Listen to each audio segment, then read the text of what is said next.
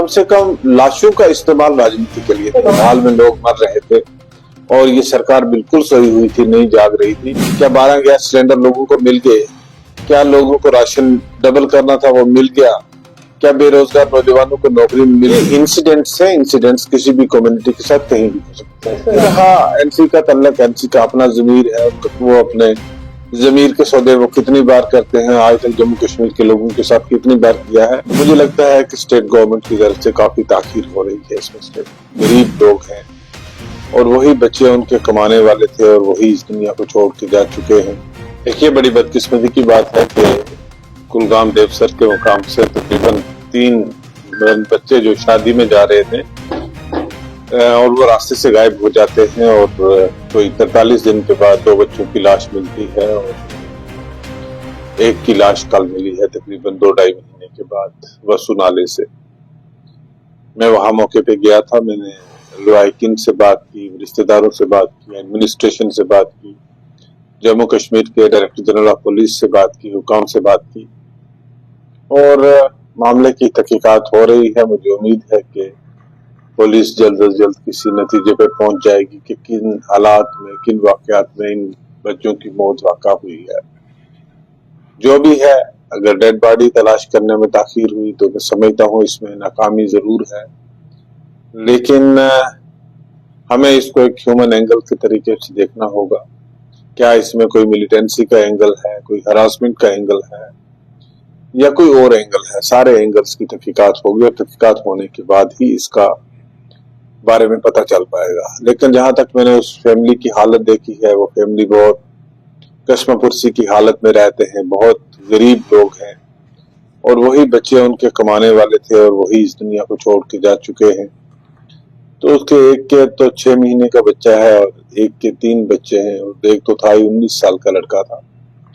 तो मुझे लगता है कि जब आप उनसे बात करो, उनसे मिलो तो आपका कलेजा जो है वो मुंह को आ जाता है। इतनी दर्दनाक हादसा वो हुआ है। जो भी कसूरवार है, मुझे उम्मीद है कि ऐसे कसूरवार को बख्शा नहीं जाएगा और उसके खिलाफ कानूनी कार्रवाई होगी। वहीं मुझे ये भी अफसोस है कि रियासती सरकार ने अभी तक गवर्नर साहब से ये गुजारिश नहीं की है कि वो जुडिशियल इंक्वायरी कॉन्स्टिट्यूट करें, क्योंकि एलजी साहब को अगर वो जुडिशियल इंक्वायरी या मजिस्ट्रेट इंक्वायरी, और मजिस्ट्रेट इंक्वायरी तो ये खुद भी कर सकते हैं, लेकिन जुडिशियल इंक्वायरी के लिए अगर इनको रिकमेंड करना था तो गवर्नमेंट को एक इनिशिएटिव लेना था कि वो गवर्नर साहब को ये गुजारिश करते कि इसकी जुडिशियल तहकीकात की जाए। तो मुझे लगता है कि स्टेट गवर्नमेंट की तरफ से काफी ताखीर हो रही है इस मसले में।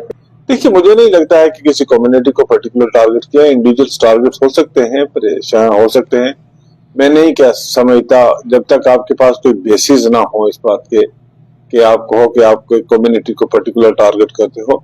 जम्मू कश्मीर में गुजर बकरवाल तीसरी लार्जेस्ट कम्युनिटी है, सबसे बड़ी कश्मीरी और डोगरास के बाद तीसरी बड़ी कम्युनिटी जो है वो गुजर बकरवाल कम्युनिटी है। तो मुझे नहीं लगता है कि यहाँ लाखों की तादाद में गुजर बकरवाल रहते हैं, तो फिर टारगेटिंग होती तो फिर 1-2 जगह पे टारगेट नहीं हो सकते। ये इंसिडेंट्स है, इंसिडेंट्स किसी भी कम्युनिटी के साथ कहीं भी हो सकते हैं।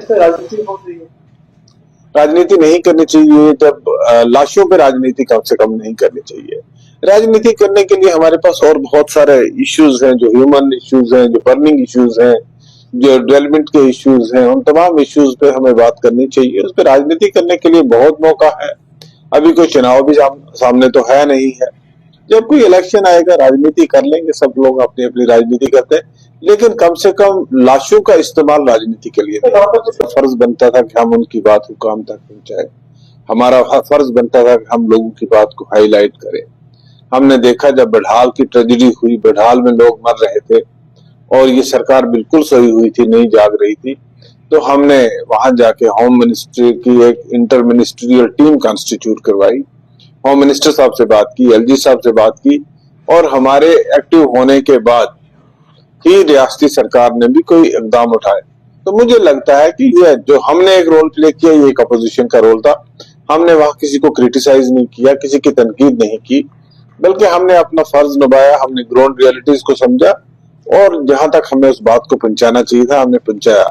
बाकी रहा एनसी का तल्लक, एनसी का अपना जमीर है, वो अपने जमीर के सौदे वो कितनी बार करते हैं, आज तक जम्मू कश्मीर के लोगों के साथ कितनी बार किया है, मुझे उस पर कुछ नहीं कहना। कहते हैं कि हमें 90 दिन दे दीजिए, हम 90 दिन में तूफान ले आएंगे। अब तो 180 दिन से भी ज्यादा हो चुके हैं, अब तो कुछ करना चाहिए।